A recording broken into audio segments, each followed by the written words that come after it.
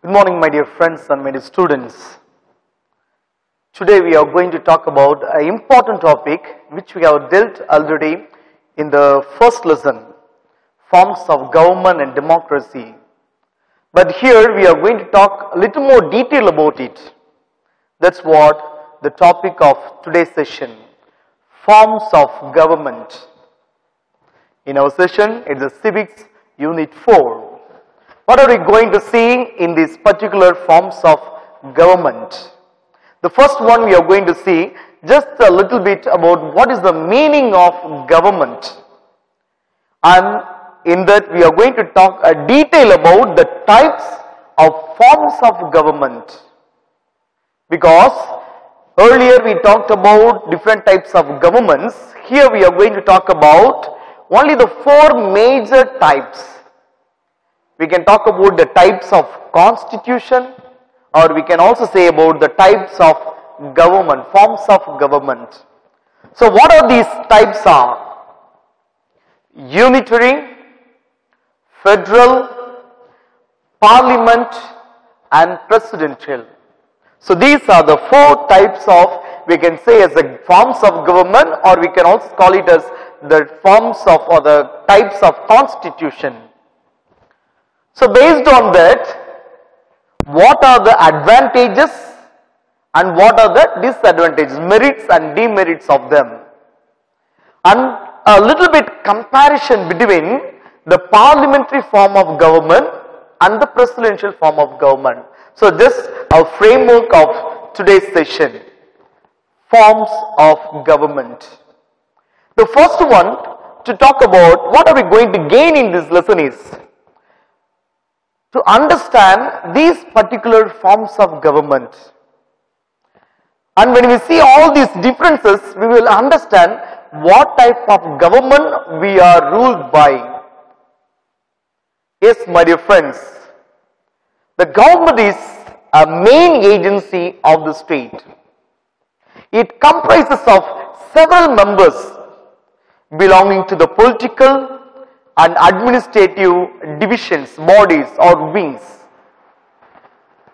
Mainly it serves as the instrument for the delegation and the execution practices of state policies for the welfare of you and me, the people. Actually it formulates, it expresses and it realizes the will of the state. Sometimes or very often we find it exercises certain legislative power, executive power and judicial power. Earlier we might have learnt the three wings of the parliament: executive, legislative and judiciary. So these are the three powers based on the constitution and the laws. And we know it, there are three organs in the government, namely legislative, executive and judiciary. They carry on the activities of each and every state. So the governments are classified into four types: unitary forms of government, federal forms of government, parliamentary forms of government and presidential forms of government. If it is so, what is government? Government refers to the executive functions of the state. Very active, a live functioning of the state.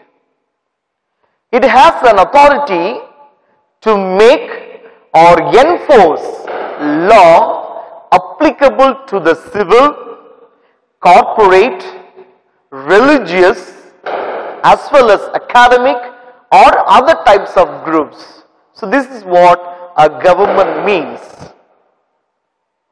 So let's proceed with the types of constitution, the types of forms of government.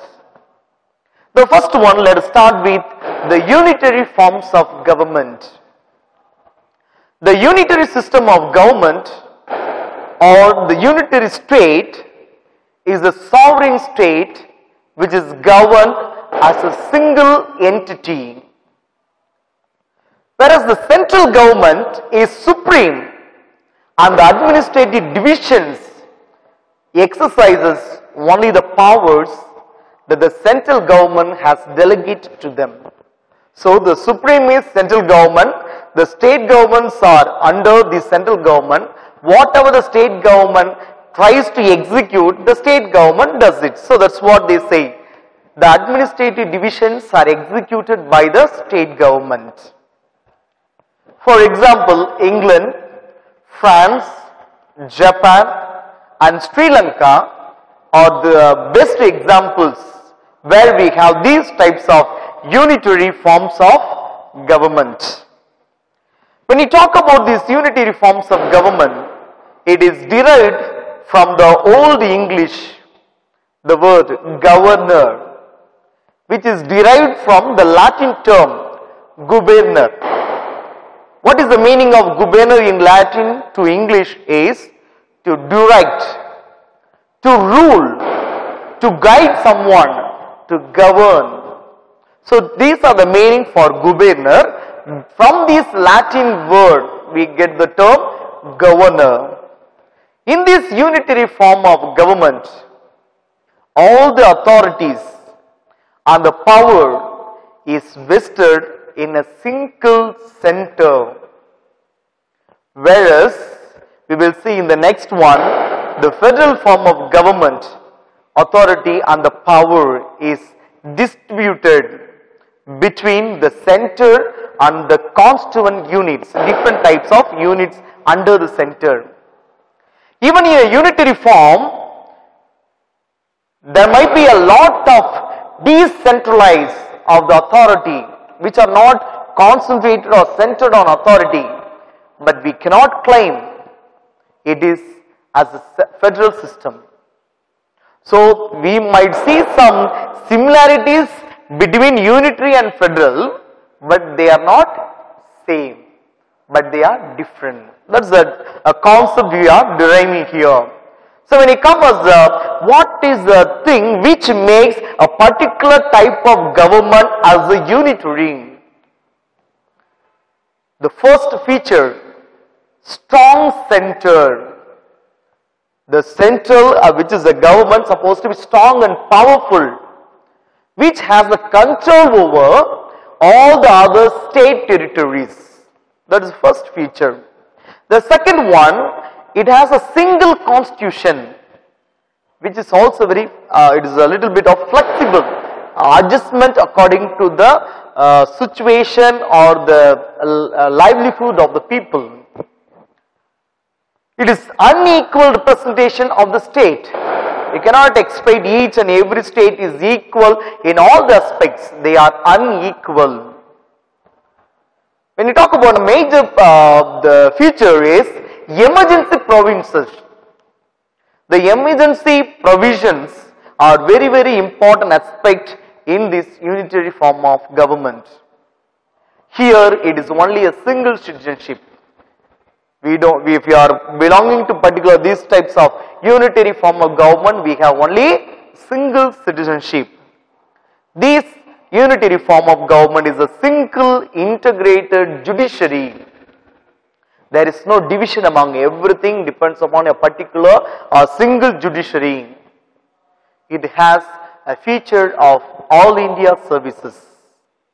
So these are the major features of the unitary form of the constitution or unitary form of the government. What are the merits of this particular government? It is very suitable for the small countries. The demerit is, it is not suitable for the big countries.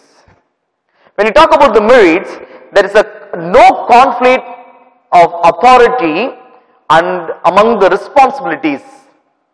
Whereas it is the demerits is, when you talk about it, has tackled so many complex problems that lead to the administrative delay. The amendments of the constitutions are very easy in the unitary form, and the unitary government will make a prompt decision and take a speedy action. They will be very quick in in executing anything, but whereas what is the demerits in this? The central government will not be concentrating on the local problems, local people interest and the local people's initiative. It looks as a whole. It does not look into each and every one in particular. The unitary form of government is less expensive. The sense there is no much of expenditure in the unitary form of government. It has a unity, it has a uniformity in law, policy and administration. So there is a unity and equality in all these aspects. Whereas the demerits is that it concentrates on the powers may pave way for the despotism of the central government. Does not look into the local problems. It is mainly depend upon or things are concentrates only to the central. Now we might have talked about the difference between unitary and federal. So now when we deal with the concept what is the federal, then we will understand what might be the difference. So what is this federal form of government? The classification of the government into unitary and federal is based on the nature of the relations between the national and the regional governments. When you see the relations between the national and the regional governments, then we can find the difference between them. If we ask what is this federal form of government is one which powers are divided between the national government and the regional governments by the constitution itself, and both of them operate, both the central government as well as the regional or the state government, they operate in the respective jurisdiction, respective areas, respective boundaries. For example, the examples we can find for this federal form of government is USA, Switzerland, Australia, Canada, Russia, Brazil, Argentina. They have these types of federal forms of government. We can talk about constitution, federal forms of constitution, they have it in their own government. In the federal model, the national government is known as a federal government or the central government, or also another name is the union government. The regional government is known as the state government or the provisional government. So we have talked about the regional government or provincial government, which is the state or the other division. The other division is called as the central or union, or we can talk about federal. So federal, union and we can talk about the central, all these three terms are common, same. On the other side we have other divisions of them, you can call it as state government or provincial government. The federal government has its own feature. What is the feature? It is a dual government. It has a dual government, whereas the unitary form of we talked about is a single government. It has a dual government. It is a written constitution. We cannot change. It is not flexible. Whereas the unitary it was flexible. Here federal not flexible because it is a written. There is a division of power, central and the provincial, or we can talk about another state. The division is there. It is a rigid constitution, very fixed. Already we talked about federal has the written constitution, and the written constitution is very rigid and stable, no flexibility. And it has the independent judiciary.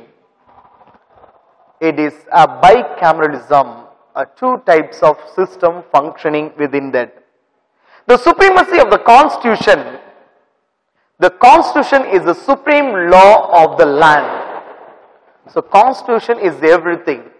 What is that? We have to practice or follow. The laws which are in the constitution, they enacted by the center and the state must conform to its provisions. Whether it is practiced or whether it is functioning properly in each and every region. That is a major function. So when you talk about the merits and demerits of federal, It is a reconciliation of the local autonomy with the national unity. We talk about the division of government that functions as a unity, as oneness, functioning together. Division of power between the center and the state leads to the administrative efficiency, because the central government and the state government both also have to function well. It is not only looking in the central level, but also looking into each and every local people's attention, their own efficiency, their own contribution, whereas it was not found there. That was a demerit. Here it is a merit. This federal form of government gives the rise to the big states, whereas the unitary, it is only applicable to the small country. This federal distribution of powers check the despotism of the central government. Each and every mistakes or what is a blend of the government, central government is being looked upon and more suitable for the bigger countries in the world. It is good for economic and cultural progress of the bigger countries. What are the demerits? This federal government is weaker when we compare to the unitary government, because they are fits for the good for the small countries, whereas this is the bigger countries, and we have to look into each and every one, the unity of two government. So here it becomes a little bit weaker. The distribution of power between the center and state lead to the sometimes the conflicts.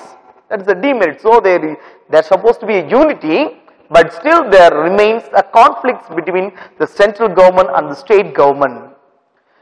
State government sometimes plays a hindrance in the foreign policies, because central government can be activated in some of the policies, whereas the state government sometimes it becomes a problem in the foreign policies. The provincial tendencies are very common when you talk about in the government. Here the double citizenship, two citizenship role is being played, that becomes a demerits, and it has a lack of uniformity in the administration. Though we talked about there is a uniformity, the oneness, but here becomes a lack of that. So there are so many other, because we talked about it's a rigid constitution, it cannot be amended easily for changing needs. So these are some of the demerits in the federal forms of government. So we are going to make a difference between the unitary forms of government and federal forms of government as a whole. Unitary forms of government, only one level of government or the sub-units, whereas in the federal form of government, two levels of government, central as well as state existing. It is mostly a single citizenship. Unitary form of government is only a single citizenship, whereas the federal form of government, it is a dual citizenship. Unitary form of government, it is a sub-units cannot operate independently, whereas in the federal units are answerable to the central government.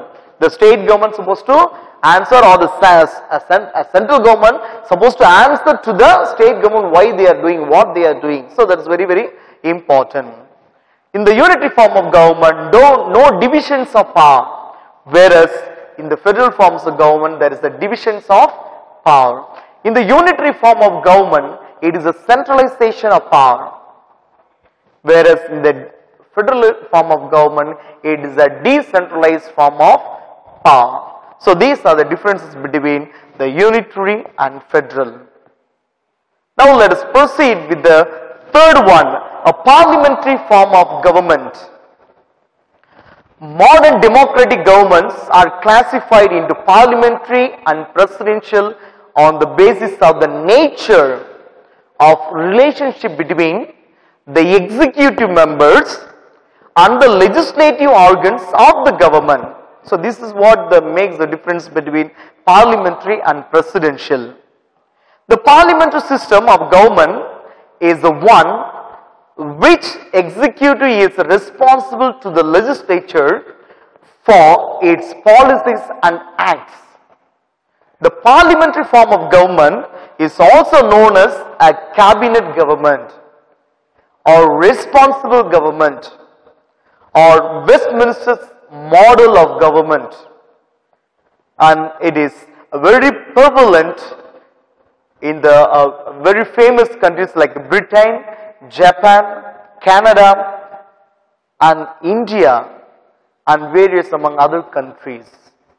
So this type of a parliamentary form of government is very prevalent. The future, when you talk about a nominal as well as a real executives, the majority of the power of the party rules, the majority party, we know it, who gets a major seat, they rule it. And there is a collective responsibility. Many members, the parliament members are united together, different party members are united together and work together. So collective responsibility. There is a dual membership in this particular form of government, and the leadership of the prime ministers are vested or brought in this type of government. What is the merit and demerits of this particular parliamentary form of government? There is a harmony, peace between the legislature and the executive. There is a responsible government. It prevents the dictatorship, one person authority over the government, and the wide representation is brought by this parliamentary form of government. But if it is the merit so much, then what is the problem here? There is an unstable government. We cannot change. Because who gets the majority, they win. We cannot change. So it is the unstable government. We cannot fix only particular government rules. Every 5 years we change on, move on to the other government. Sometimes they may come as the same power. Sometimes we may change the authority. So it is unstable. No continuity of the policies. A particular government comes, they bring about some policies. When another government comes, because of their own problems, they neglect the policy which they brought about. Might be good, and sometimes it may not be good, we have to practice it. So it is there is no continuity of some of the policies. There is a dictatorship of the cabinet because the majority of the party rules. So the seats, members may be many of the particular party. So their majority is a major problem. So a dictatorship becomes of the cabinet, and there is a separation of power, against the separation of power. So the separation of power is between the people, but it is against. So this parliamentary form of government is against the separation of the power. So these are the merits and demerits.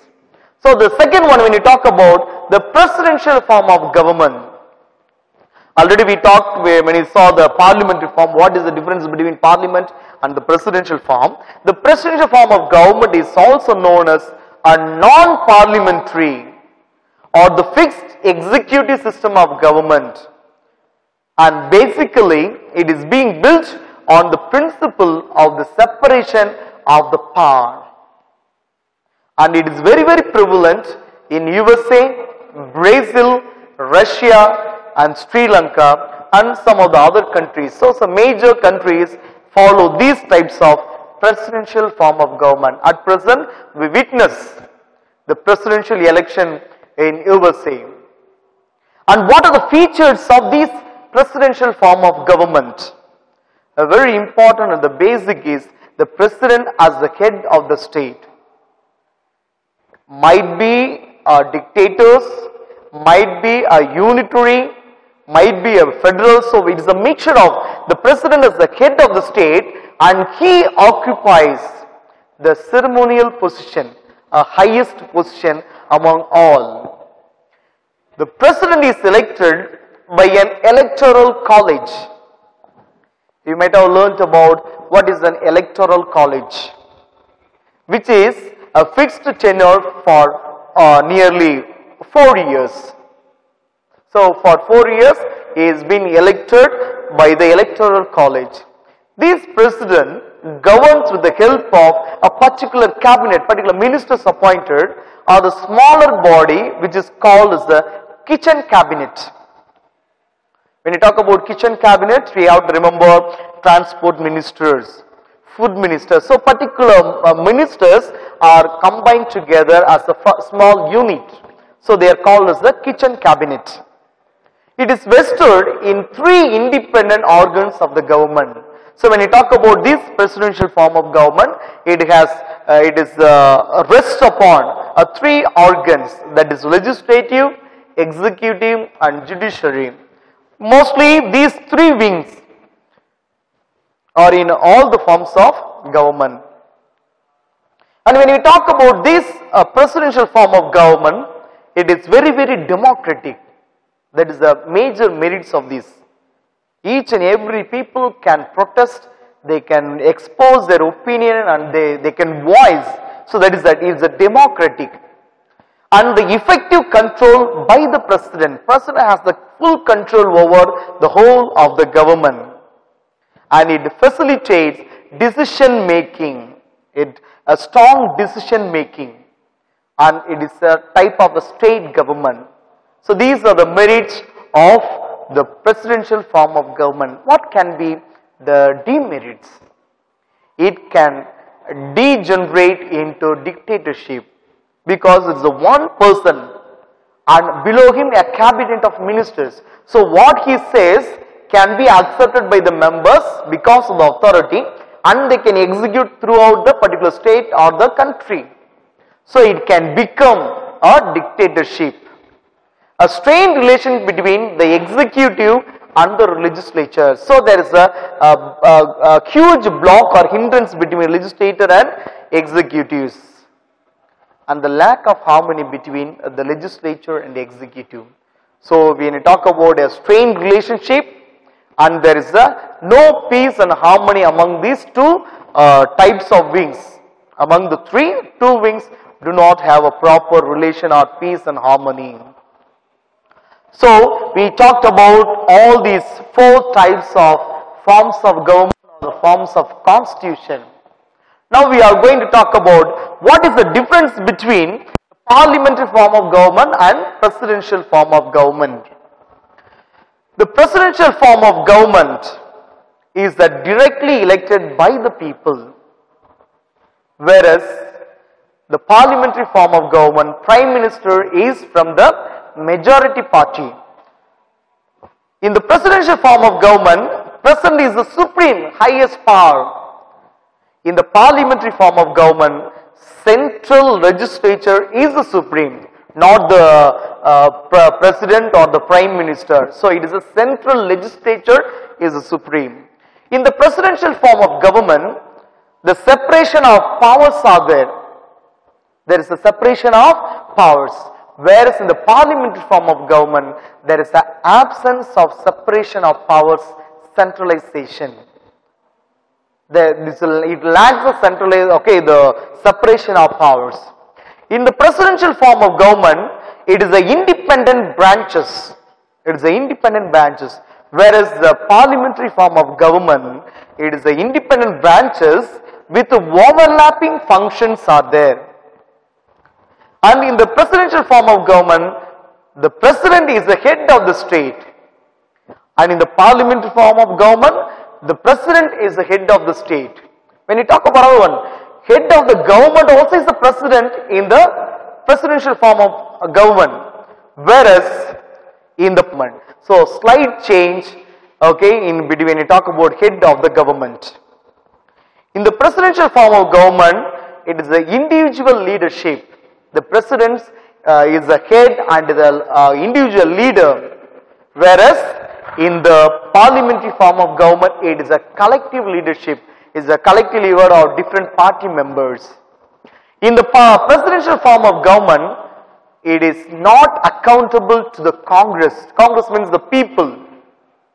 It is not accountable to the group of ministers, whereas in the parliamentary form of government, a collective and individual responsibilities are there.